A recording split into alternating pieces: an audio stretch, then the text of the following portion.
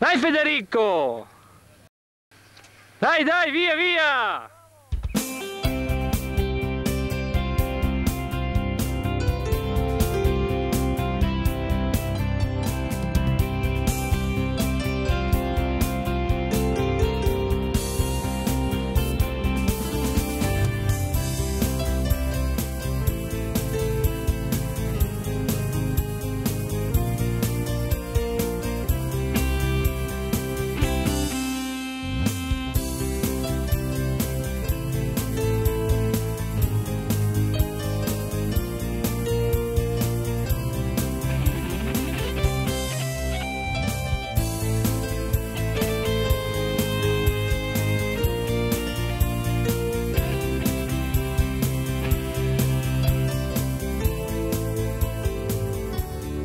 Skier comme danser, ça c'est ce que je pense encore maintenant quand je vais skier, parce que le skier c'est comme une danse et il faut chercher d'être le plus léger, le plus beau possible. Skier est un art, comme danser, skier en dansant. C'est le secret du nouveau talent du ski de fond Azzurro. À seulement 22 ans, il est capable de présider à la destinée de tout un mouvement. 2 podiums en Coupe du Monde et un titre mondial Under 23 seulement au cours de la dernière saison. Avec ses fulgurantes accélérations, il exalte les passionnés. Federico Pellegrino est un sprinter, un phénomène de la plus récente et difficile discipline du ski. Nous sommes à Saint-Barthélemy, le pays, les pistes sur lesquelles Federico Pellegrino a commencé à skier. Oui, moi j'ai commencé ici quand j'étais petit, dans le cours du ski club de d'Ilesson pour faire les premiers pas avec les skis pendant l'école primaire. Et je me souviens ici avec les amis des entraînements, le rire avec les amis et avec les entraîneurs, les maîtres de ski, Attilio Lombard, Rosella Brulard, Mirko Stangalino, qui m'ont suivi pendant les 3 ans du cours, après lesquels je suis passé au ski club et j'ai après commencé avec Italo. Italo Arlian, l'homme qui a enseigné à skier à Federico Pellegrino, lui a fait connaître les secrets de la technique. C'est lui qui dosait savamment jeu et enseignement. Grâce à son méthode d'entraînement, je peux dire d'être arrivé à être un vraiment bon fondeur.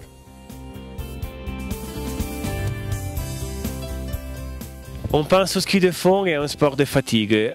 Par contre, c'était très amusant. Oui, avec les amis, avec mon cousin Xavier et mon frère Francesco, commencer à faire le premier pas avec les skis, c'était beaucoup amusant.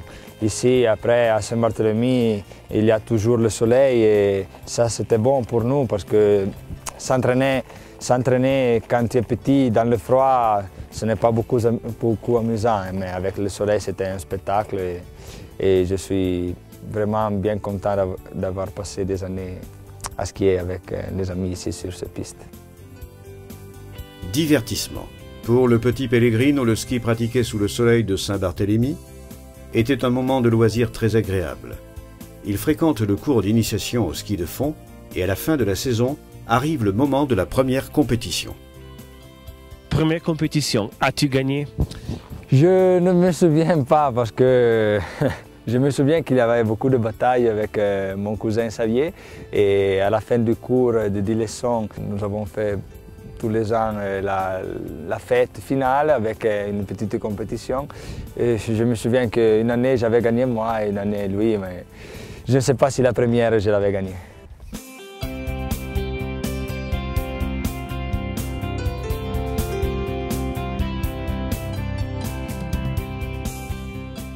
Federico, on est à Port-Lyon, c'est ton terrain d'entraînement habituel. Oui, moi je pense que cette piste c'est la plus belle du monde, pas seulement parce que je m'entraîne ici, mais surtout parce que la piste va s'insérer dans la vallée de Saint-Barthélemy, dans la très belle vallée. C'est pour ça que tu vas t'introduire dans la nature, tu peux comme ça te détacher du reste du monde et rester seulement avec tes pensées. Ça, pour moi, c'est très important aussi de m'entraîner ici, aussi parce que c'est en altitude et pour l'entraînement, c'est vraiment important. Federico Pellegrino n'est pas né dans une famille de fondeurs. Son amour pour le ski de fond se manifeste en 1994. Il y a les Jeux Olympiques de Lillehammer et son père Enrico est parmi les spettateurs.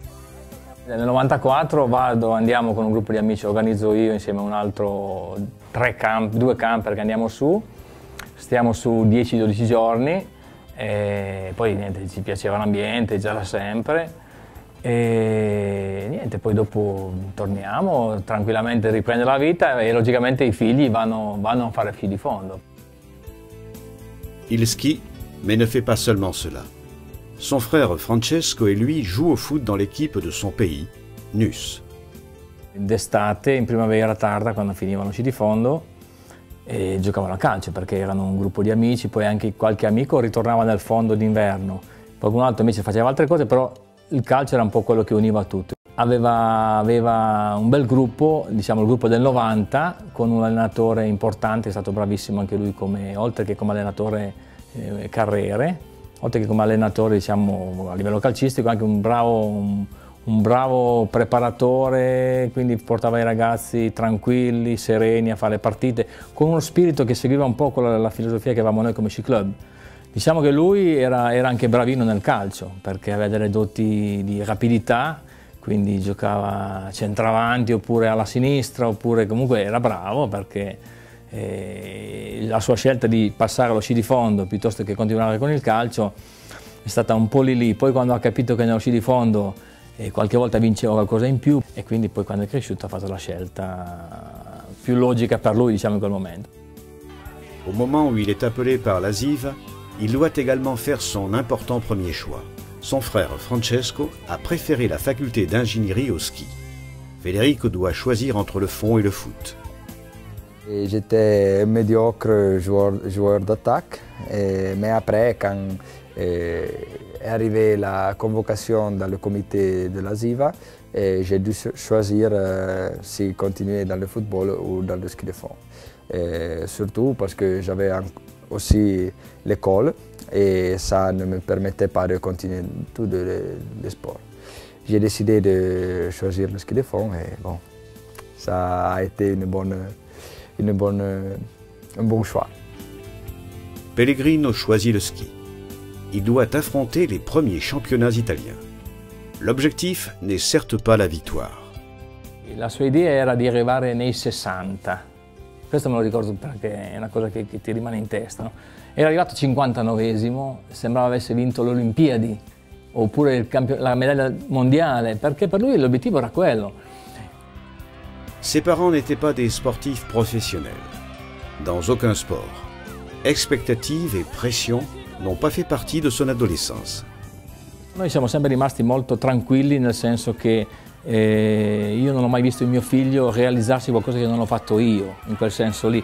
Creare le presupposti perché i bambini, i ragazzini poi crescono in un ambiente dove c'è una certa attività tranquilla, rilassata, nel senso che c'è attività sportiva o musicale, quello che vuoi, ma con una certa tranquillità che li porta a essere un po' fuori dalla vita normale, perché poi normale vuol dire la famiglia, vuol dire la scuola in questo caso, però avere un'attività parallela che li porta a evadere un momentino, quindi sfogarsi anche, però essere fuori magari anche dalla famiglia, proprio legata alla famiglia stretta, è importantissimo. E poi logicamente va da sé che bisogna avere la fortuna anche di incontrare persone sulla loro strada che abbiano queste attenzioni, quindi nel gruppo dove vanno, che può essere la musica, che può essere lo studio, che può essere lo sport, è sempre nel mondo dei grandi, le persone che vai a confrontarti, che ti fanno crescere oppure magari ti fanno del male. Federico passe du ski club Saint-Barthélemy à l'Aziva et sous l'aile de Marco Brocard et André Fragnon, il se perfectionne tranquillement, sans hâte et sans stress. Mais il a du talent à revendre, et en l'espace de 2 ans, il se fait connaître du monde du ski de fond. le 16 février 2008 est une date à rappeler. Il remporte le premier titre italien. Il concourt parmi les aspirants et, comme par hasard, domine la sprint. À partir de ce jour-là, c'est un crescendo qui ne s'est pas encore arrêté. Il est appelé à faire partie de l'équipe nationale et chez les Pellegrino, c'est le moment de choisir. E allora sei lì, rimani un attimino, non sai più, cioè un attimino vuol dire che da quello che pensavi poi diventa la realtà, e quindi c'era la scuola, perché lui stava frequentando la scuola, frequentava il liceo ad Aosta, quindi ok, io subito ho detto, ma magari non è presto, nel senso, sai, com'è subito, poi ho detto poi ho fatto un altro ragionamento, ho detto, ma ascoltami, io credo che certe cose vanno prese, c'è un treno che passa, tu lo so, sarà una frase banale, forse anche un luogo comune, ma tu sali sopra, poi se per caso non va o ti gira male, non ti preoccupare che ti buttano giù gli altri, non è che tu non hai... E allora sai, abbiamo detto, beh, se tu sei convinto, perché il ragazzo era convinto di poter fare bene anche nello sci di fondo, però tu sappi che c'è la scuola e prima devi arrivare, devi fare comunque il diploma, perché è una cosa importantissima in questo momento della vita. E poi sai, un po' anche combattuto, ma cosa, no, tu, va bene, tu sai che se vuoi fare lo sport anche andrai via, però tu sappi che dovrai lavorare il doppio degli altri, perché a questo punto c'hai la scuola e lo sport. Nella scuola è stato importante dove è nato a scuola, le persone che ha avuto, anche lì, vedi, il problema è quello che se tu hai delle persone giuste nel posto giusto, che non ti mettono i bastoni tra le ruote, perché poi capiscono che è un ragazzino che andava benino, perché da lì a diventare il campione oppure diventare lo sportivo atleta ci va un attimino, però comunque aveva delle basi, aveva un'idea, quindi qualcuno ha creduto in queste forse anche per il suo modo di essere, così molto sincero, devi sempre essere sincero, dire le cose come sono, perché se svii le cose, incominci a raccontare le cose che devo fare, no, tu devi dire che cosa devi fare. Abbiamo fatto un incontro con chi gestiva, diciamo, la parte scolastica e l'hanno veramente aiutato. En janvier 2010, il remporte la médaille de bronze au championnat du monde junior de Interzarten en Allemagne. Et peu après, il débute en Coupe du Monde. J'étais parti pour l'Allemagne tranquille, sans avoir de pression, sans avoir des objectifs trop hauts. Mais déjà dans la qualification de la sprint, j'avais fait le premier temps, j'avais compris que ce jour-là, je pouvais faire bien. Bon, à la fin, j'ai gagné une médaille de bronze après de Norvégiens. Et ça avait été pour moi une belle surprise et avec ça j'ai compris que le monde des forts fondeurs, ce n'était pas si loin de moi. Et bon, après, le mois après, j'ai débuté en Coupe du Monde à Oslo. Là aussi j'ai fait une très belle compétition en arrivant 20e. La saison suivante, Pellegrino passe dans la catégorie senior et il est prêt pour faire le grand saut. À Davos, le 12 décembre, il surprend tout le monde. En qualification, il marque le meilleur temps dans la sprint de Coupe du Monde. Pourtant, tout n'avait pas baigné dans l'huile lors des précédentes compétitions. Et déjà, mon entraîneur a cru en moi en réussissant à me faire gagner la place pour les premières compétitions de Coupe du Monde. Bon, là, ça a été pour moi une belle surprise de gagner la première Coupe d'Italie en face au Christian Zorzi. Et avec ça, j'ai débuté à Düsseldorf, pas trop bien, j'étais 53e, je pense. Et bon, moi j'ai dit, après ce résultat, j'ai dit bon, ma saison de la Coupe du Monde c'est terminé. J'ai essayé, je n'ai pas réussi à me qualifier. Maintenant je vais retourner dans la Coupe d'Europe, Coupe d'Italie. Mais Stefano Saracco, mon actuel entraîneur, a cru en moi, vraiment. Et il a dit non, ce garçon, il faut l'emporter aussi la semaine suivante. Et à Davos, j'ai fait l'effectif saut de qualité.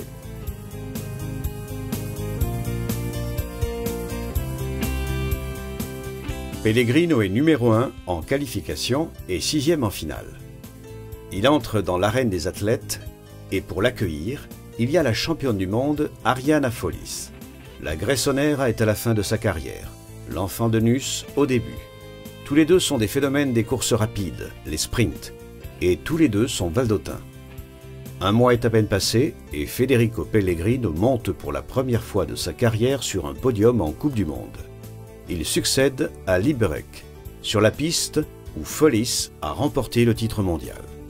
À Davos, j'étais dans cette année, à Davos, j'étais déjà content comme ça. Arriver dans la finale, pour moi, était le maximum. Et dans la finale, je n'avais plus d'énergie aussi dans la tête pour chercher de gagner quelque chose en plus que la 6e place.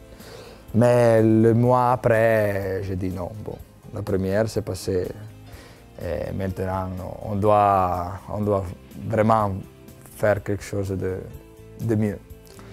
Et bon, j'avais fait le 6e temps de qualification et la piste me plaisait beaucoup parce que c'était vraiment technique et aussi l'arrivée c'était parfait pour moi avec une montée pas trop dure, mais juste avant que les derniers 100 mètres. Et dans la finale, il n'y avait pas seulement Attestad, mais aussi d'autres forts coureurs. Et ça a été, quand j'ai passé la ligne de l'arrivée, ça a été vraiment pour moi une grande joie.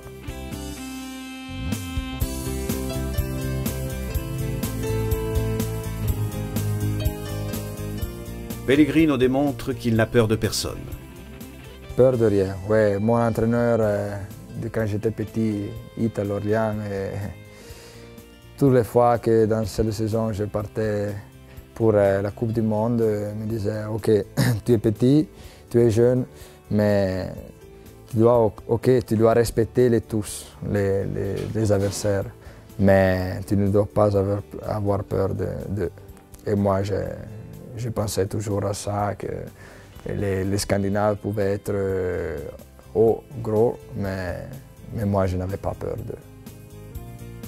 Un autre mois passe et arrivent les championnats du monde. Cette fois, ce sont ceux des grands. Pellegrino n'a pas peur et finit 12e. Arrive aussi le titre italien en relais. C'est la fin d'une saison extraordinaire. Il est devenu le numéro 1 des sprinters azzurri et un des meilleurs du monde. La sprint est une discipline particulière, un mélange entre tactique et technique. Mais sans talent, on ne va nulle part.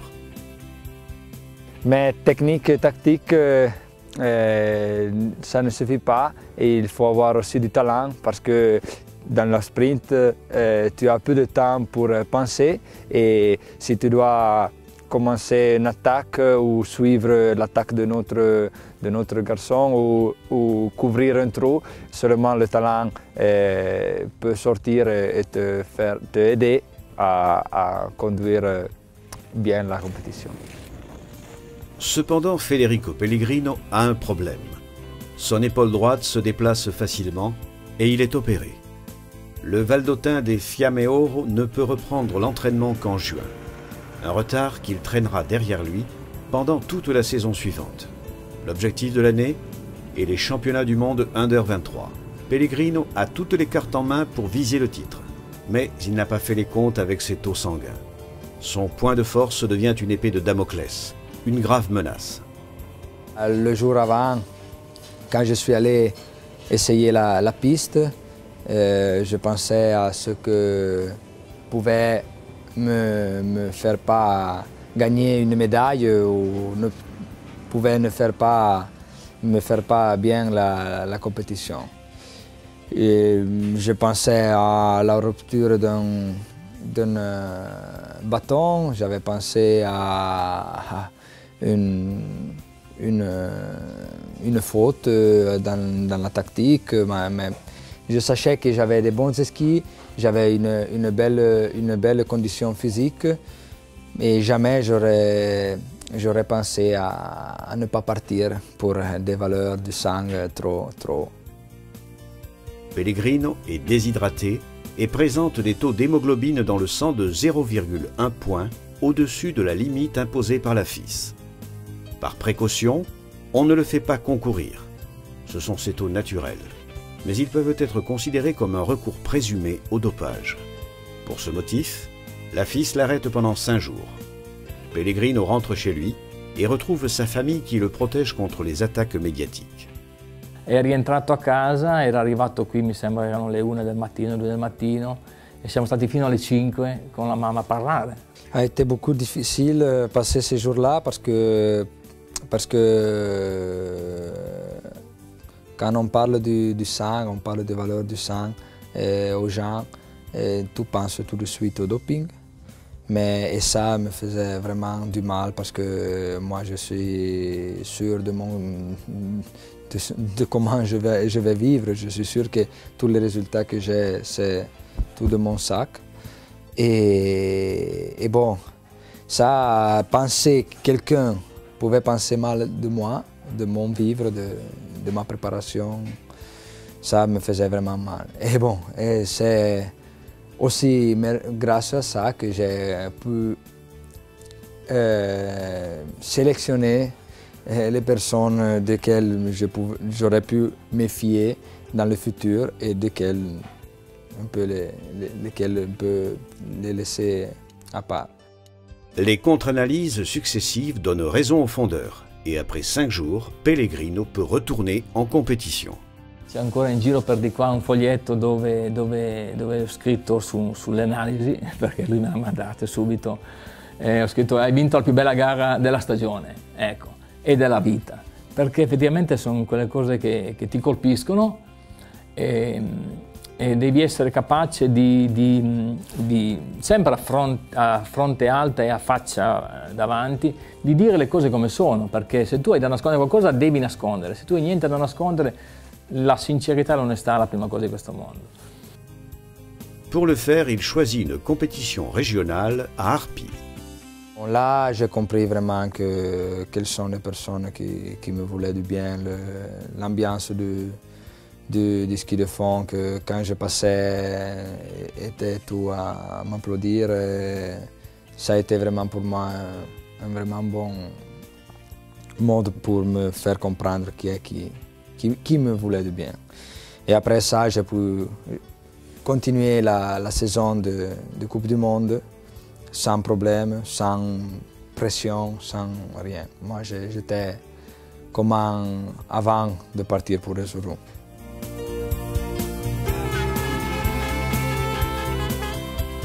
Pellegrino est un enfant du pays qui a grandi à Nus, au milieu des amis. Et encore aujourd'hui, lui sont restés très proches et ont fondé le Chicco Pellegrino Fans Club. Il Fans Club è nato così, in maniera molto semplice, molto uniamoci per fare qualche trasferta insieme, per organizzare, e da lì adesso siamo un bel gruppo, perché poi ne faccio parte anch'io d'obbligo, anche se non guai. La tessera numero 1 di sua sorellina, quindi è tutta lui è orgogliosissimo di questa sua. Logicamente poi si è evoluta e i numeri salgono.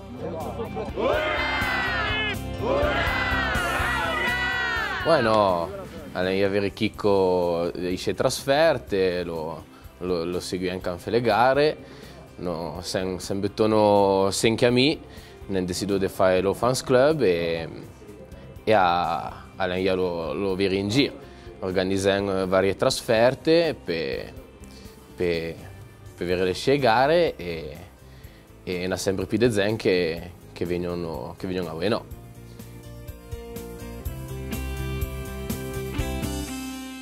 Pellegrino, qui avait grandi dans le mythe du footballeur Alessandro Del Piero et qui considère Peter Nordfög comme le plus grand fondeur de tous les temps, est prêt pour aller encore plus loin. Pendant cette saison, j'ai réussi de nouveau de retourner à un haut niveau de ski de fond mondial. Je suis retourné sur le podium plus qu'une fois. J'ai gagné l'or dans les championnats du monde sous les 23 ans, ce que j'avais perdu à Erzurum. Et pas seulement, j'ai fait toute une saison avec des vraiment bons résultats. Et je sais que ça, c'est beaucoup merci à l'été que j'ai passé à vraiment des très bons entraînements avec Stefano Saracco, mais surtout avec ma fiancée Greta, avec laquelle j'ai passé tout le temps, parce qu'en vivant ensemble, elle m'a donné vraiment un beau coup de main pour réussir à faire une belle saison. Les fondeurs italiens se sont toujours affirmés tardivement, après l'âge de 25 ans. Pellegrino a été un talent précoce. Lui l'a fait avant les autres. La recette du succès est un message de confiance dans le sport. Je vais faire passer le message aux jeunes que ce n'est pas impossible d'arriver à un bon niveau mondial de ski de fond jeune. On ne doit pas penser à ce qu'on disait jusqu'à quelques années, quand on disait qu'avant que 26-27 ans, les garçons ne pouvaient pas arriver à faire vraiment de bons résultats à la Coupe du Monde. Mais d'autre part, je veux aussi dire aux jeunes qu'il ne faut pas rechercher le résultat de quand ils sont petits. Parce que moi aussi, dans la catégorie allievi au championnat italien, j'ai fait 90e et deux années après, j'ai gagné le championnat italien.